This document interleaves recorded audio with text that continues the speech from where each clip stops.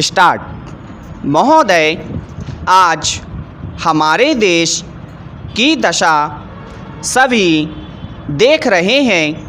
कहाँ क्या हो रहा है यह किसी से छिपा नहीं है।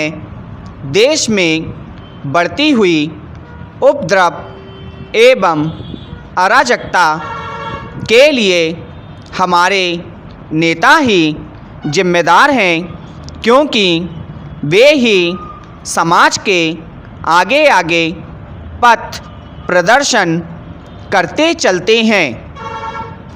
समाज में बढ़ती हुई हिंसावृत्ति पशुवृत्ति का परिचायक है।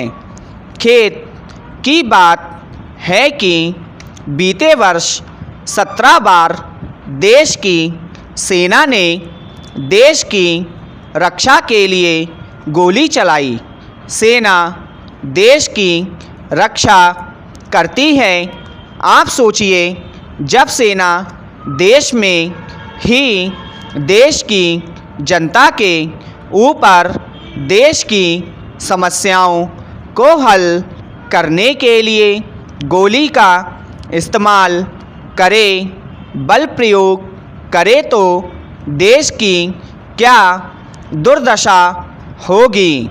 जब जब हमारे देश में क्षेत्रवाद पनपा है, तब तब उसी क्षेत्रीय दल को हमारे पड़ोस से सहायता दी गई और गृह युद्ध की स्थिति निर्मित करने में पूरा प्रयास किया गया। यह बात अलग है कि हमारे देश की जनता ने दुश्मन के भाव को समझकर समस्या का निदान देश में ही कर लिया और दुश्मन को मुंह की खानी पड़ी। सबसे खतरनाक बात तो यह है कि सीमा पार आतंकवादी प्रशिक्षण संस्थान खोले गए और इन संस्थानों में निःशुल्क प्रशिक्षण देकर हमारे देश में घुसपैठ कराई जाती है और सारा विश्व इस बात को जानता है, पर वह चुप्पी साधे हुए है।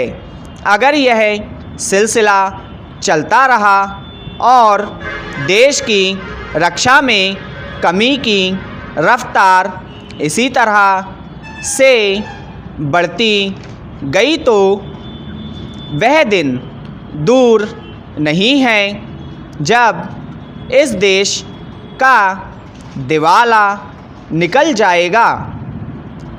वैसे भी अर्थशास्त्री भारतीय अर्थव्यवस्था से काफ़ी चिंतित हैं और वे कई गोष्ठियों में अपनी चिंता बता चुके हैं। हाल ही में आर्थिक राजधानी मुंबई में आयोजित अर्थशास्त्रियों ने रुपए की घटिया कीमत से गहरी चिंता जताई और चेतावनी भी दी है कि अगर इसकी कीमत घटने से रोकने का प्रयास नहीं किया गया तो देश को गंभीर खामियाजा भुगतना पड़ेगा। स्टॉप।